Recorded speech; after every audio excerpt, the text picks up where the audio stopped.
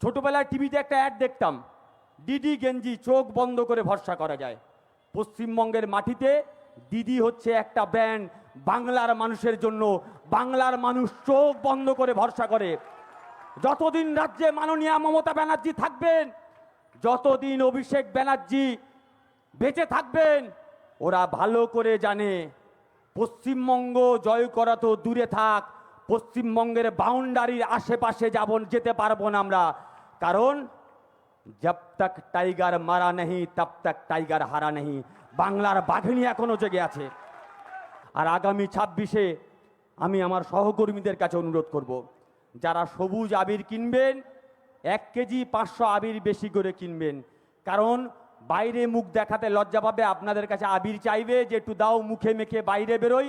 প্রত্যেকে দয়া করে আবিরগুলো দেবেন। আগামী 26-এ বাংলার মাটিতে বাংলার জন্য আজকের এই লড়াই যদি আমরা হেরে যাই, এই লড়াই যদি আমাদের প্রজন্ম হেরে যায়, শুধুমাত্র আমরা হারবো না, শুধুমাত্র ওই মানুষটা হারবে না, এই লড়াই যদি আমরা হেরে যাই, ভারতবর্ষে সংবিধান বিরোধী লড়াই হেরে যাবে।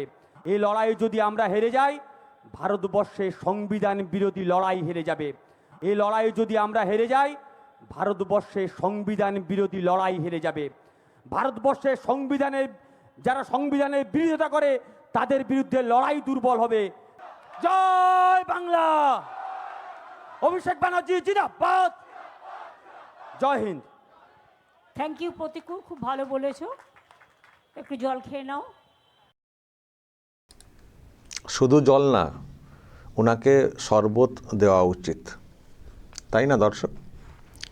ওনাকে শরবত দেওয়া উচিত, কারণ উনি সদ্য সিপিএম থেকে টিএমসিতে এসে যেভাবে চাটতে শুরু করেছেন, এত দ্রুত, এইভাবে কার্যত জিভ বের করে কে চেটেছেন দর্শক? এখনও তো জুম্মা 8 দিন হয়নি মনে হয় টিএমসিতে আসা। এসেই উনি যেভাবে ডিডি গেঞ্জি, আবির, সবুজ আবির রাখতে হবে, তারপরে কি টাইগার, কত কি বলছেন।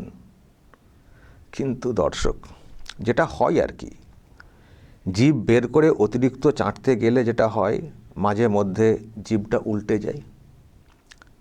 উল্টে যায়। এত চাটছেন জিভ বের করে করে, তো জিভটা উল্টে গেছিলো, যেটা পরিষ্কার বুঝতে পারলাম। মানে কথা বলতে বলতে এমন একটা কথা বলে ফেলেছেন যেটা সত্যিই খুবই ভয়ঙ্কর কথা। কি বললেন? না, যদি আমরা এই লড়াইয়ে হেরে যাই তাহলে সংবিধান বিরোধী যে লড়াই সেটা হেরে যাবে। মানে আমরা যদি এই লড়াইয়ে হেরে যাই তো তাহলে সংবিধান বিরোধী যে লড়াই সেটা হেরে যাবে। তো ভালো তো, সংবিধান বিরোধী লড়াই হেরে গেলে ভালো তো। তো তার মানে কি? তার মানে আপনাদের যে লড়াই সেটা অ্যাকচুয়ালি সংবিধান বিরোধী লড়াই, যেটাকে আপনারা জিততে চাইছেন, যেটা ভয়ঙ্কর। সংবিধান বিরোধী লড়াই, সেই লড়াইয়ে জিততে চান। তার মানে সেই লড়াইটা আপনারা করছেন। যদিও পরে উনি আবার রেকটিফাই করে নিলেন, কিন্তু ওই যে বললাম, বেশি চাটতে গিয়ে জিভটা উল্টে গিয়ে এমন একটা মন্তব্য করে ফেলেছেন। আমি দেখতে পাচ্ছি এই অংশটা সোশ্যাল মিডিয়াতে ভাইরাল হচ্ছে, যে দেখুন সদ্য টিএমসিতে জয়েন করেই প্রতিকুর রহমান কী ধরনের সংবিধান বিরোধী কথা বলছেন। প্রতিকুর রহমান সংবিধান বিরোধী লড়াইয়ের জয় চাইছেন। সংবিধান বিরোধী লড়াইটা যাতে না হেরে যায় সেটা উনি বলছেন। তাহলে বুঝুন কে এই নেতা আর দলটা কেমন। দেখছি আমি সোশ্যাল মিডিয়াতে অনেকে বলছেন, তো বলার কথাই তো না। এই কথা যেই শুনবেন, শুধু ওই অংশটা যদি কেউ শোনেন, চমকে উঠবেন না যে কী বলছেন রে ভাই, সংবিধান বিরোধী লড়াই হেরে যাবে তাতে ওনারা চিন্তা প্রকাশ করছেন। কারা এরা? সবাই তো সংবিধানের জয় দেখতে চান, সংবিধান বিরোধী তাদের জয় আবার কেউ দেখতে চান? যারা সংবিধান মানেন, যারা গণতন্ত্র মানেন, যারা দেশকে মানেন, কখনো কি সেটা চান? তো কি বলছেন এটা? ওই যে পরে রেকটিফাই করেছেন, কিন্তু এত চাটতে গেছেন, এত দিদিকে খুশি করতে গেছেন যে জিভটায় উল্টে গিয়ে এরকম বেফাস মন্তব্য করে ফেলেছেন।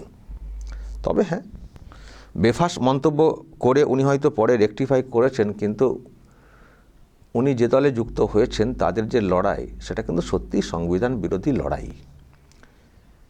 এই দল যেভাবে লড়ে সেটাকে সংবিধানের পক্ষে লড়াই বলে না। দর্শক কালকেই তো দেখেছেন, দেশের যিনি রাষ্ট্রপতি তিনি এসছিলেন বঙ্গে, শিলিগুড়িতে। একজন রাষ্ট্রপতি এলে যে প্রোটোকল মেনটেন করতে হয়, যে সম্মানটা দিতে হয়, দেওয়া হয়নি। রাষ্ট্রপতি মানে সংবিধানের ওই রকম একটা গুরুত্বপূর্ণ পোস্ট, বিরাট পোস্ট সংবিধানের, তো সেই সম্মান তো দেওয়া হয়নি। উপরন্তু যে নেত্রীর কথা উনি বলছেন, ডিডি গেঞ্জির মতো, সেই নেত্রী গতকাল যাচ্ছে তাই আক্রমণ করেছেন, যাচ্ছে তাই। তাকে সাম্প্রদায়িক হিসেবে দেখে দেওয়ার চেষ্টা করেছেন, বিজেপির হয়ে মানে করছেন, মানে পলিটিক্যালি যাচ্ছে তাই বলেছেন, যাচ্ছে তাই। আজ পর্যন্ত কোনো রাষ্ট্রপতির সম্পর্কে দেশের কোনো নেতা, কোনো নেত্রী কখনো আক্রমণ করেননি। ফলে এটা সংবিধান বিরোধী। তো ওনারা যে লড়াইটা করছেন, এই দলটা যে কাজটা করছেন, অ্যাকচুয়ালি সংবিধান বিরোধী লড়াই, সংবিধান বিরোধী আন্দোলন।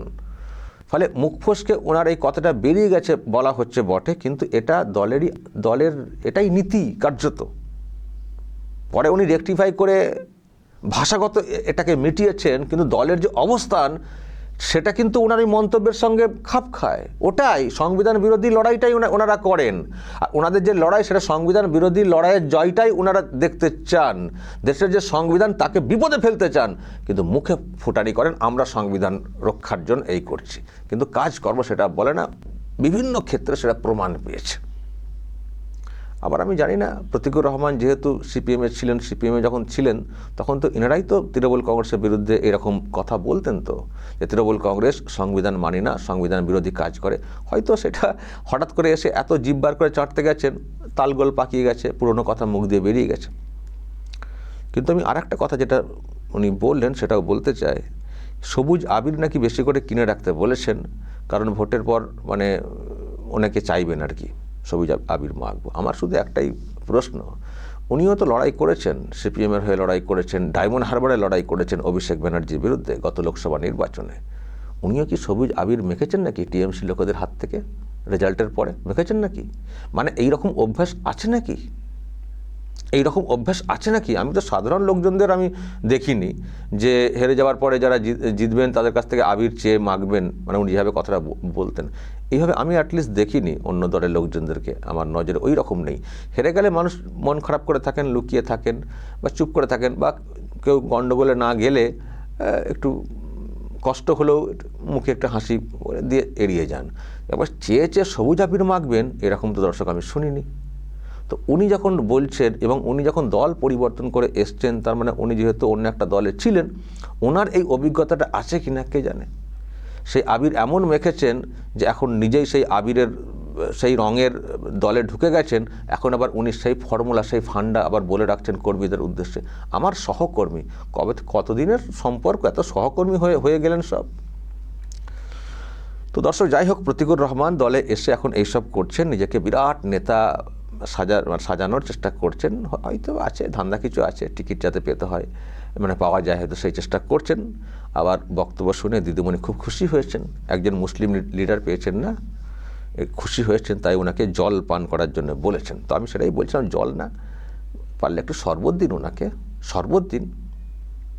চোখ মুখতে এমন চেহারা রেখেছেন যেন মনে হচ্ছে 7 দিন খেতে পাননি, এমন চেহারা রেখেছেন আর কি, একেবারে সূক্ষ্ম ব্যাপার। কিন্তু ভিতরে ভিতরে কী করেছেন, কি পুষিয়ে নিয়েছেন কে জানে। তবে দর্শক, এই চেহারার কথা যখন হলো তখন আমি আরেকটা বিষয় দেখাই।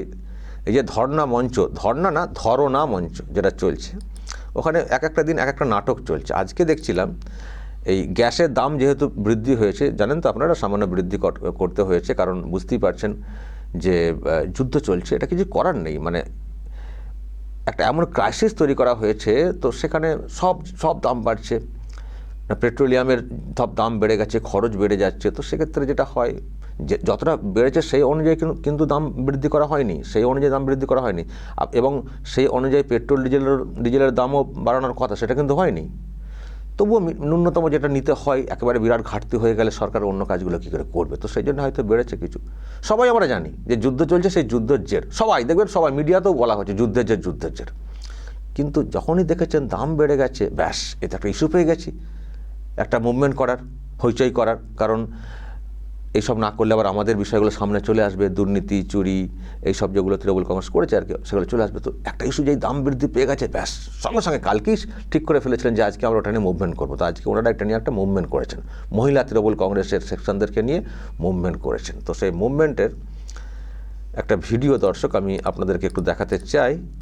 মুভমেন্টের ভিডিও একটু ভালো করে দেখবেন, গান বাজনা ভালোই হচ্ছে, তো মুখ্যমন্ত্রীর আচরণটা একটু ভালো করে লক্ষ্য করবেন। প্রথমে তো সব দেখাবেন ওখানে স্টেজ থেকে, তারপর বসে কি হাসাহাসি, কি লুটোপুটি একটু ভালো করে লক্ষ্য করবেন দর্শক, দেখবেন আর ভাববেন যে ওনারা যেভাবে ব্যথা প্রকাশ করছেন, দাম বেড়ে গেছে, কী করে চলবে, কী করে চলবে, কিন্তু ওনাদের চোখ মুখ এবং স্টেজে যারা বসে রয়েছেন তাদের কাউকে দেখে মনে হচ্ছে যে গ্যাসের দাম বৃদ্ধিতে ওনাদের কারো সমস্যা হবে। হ্যাঁ, সাধারণ মানুষের সমস্যা হবে, সাধারণ মানুষের সমস্যা হবে কিছুটা, কিন্তু কিছু করার নেই। বললাম না যে যেহেতু যুদ্ধের জের, গোটা বিশ্বে দাম বাড়ছে, সব দেশে দেখবেন সব দাম বাড়ছে, কিছু করার নেই। যুদ্ধটা না থামলে মুশকিল আছে, যুদ্ধের জের, ভারত যুদ্ধের বিরুদ্ধে। তো চেষ্টা করছে কী করে কি মেকআপ দেওয়া যায়, এবং যে ওই হরমুজ প্রণালী দিয়ে যে আনার যে সমস্যাটা, ভারত এখন ভীষণ চেষ্টা করছে ওই জায়গাটায় কী করে আমাদের জাহাজগুলোকে নিয়ে আসা যায়, চেষ্টা করে যাচ্ছে। তো এখন একটা সংকট আসছে, সতর্কও থাকছে সরকার, যাতে করে বেশি করে যে যা খুশি গ্যাস না ইউজ করেন, একটু কম কম করে খরচ করুন, কারণ ঘাটতিকে পূরণ করতে হবে, যেহেতু তার বিশ্বের সংকট দেখা দিয়েছে। তো ওনারা তার প্রতিবাদ করছেন, কিন্তু যারা প্রতিবাদ করতে এসছেন এমন দেখাচ্ছেন যে যা দাম বেড়ে গেছে, কী করে চলবে, কী করে চলবে, কিন্তু যারা বসে আছেন স্টেজে, ওনাদের চোখ মুখ, ওনাদের পোশাক আশাক, ওনাদের বডি ল্যাঙ্গুয়েজ একটু লক্ষ্য করুন দর্শক, তাহলেই বুঝতে পারবেন যে এই যে মুভমেন্ট ওনারা করছেন এর মধ্যে কতটা সততা রয়েছে, কতটা সদিচ্ছা রয়েছে, আর কতটা ড্রামা রয়েছে, ড্রামা, নাটক। দর্শক একটু দেখুন, তারপর আমি ব্যাখ্যাতে আসছি, দেখুন।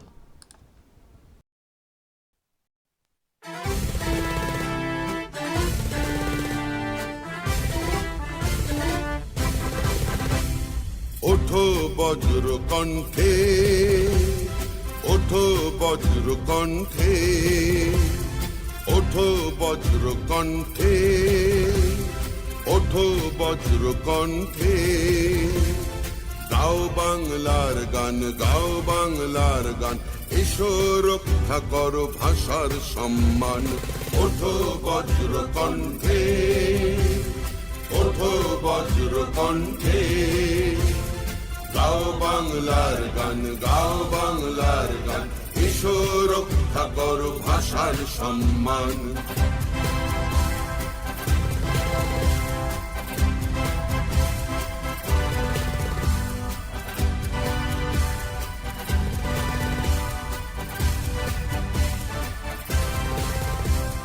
যতই চেষ্টা করো হবে না সফল, সইব না অত্যাচারের শৃঙ্খল। যতই চেষ্টা করো হবে না সফল, সইব না অত্যাচারের শৃঙ্খল। হেব না আমরা সব চুপ থাকবো, চারিদিকে প্রতিবাদ গড়ে তুলবো। হেব না আমরা সব চুপ থাকবো। দর্শক দেখছেন হেসে লুটোপুটি অবস্থা, দেখে মনে হচ্ছে খুব যন্ত্রণা হচ্ছে, গ্যাসের দাম বৃদ্ধি হয়েছে।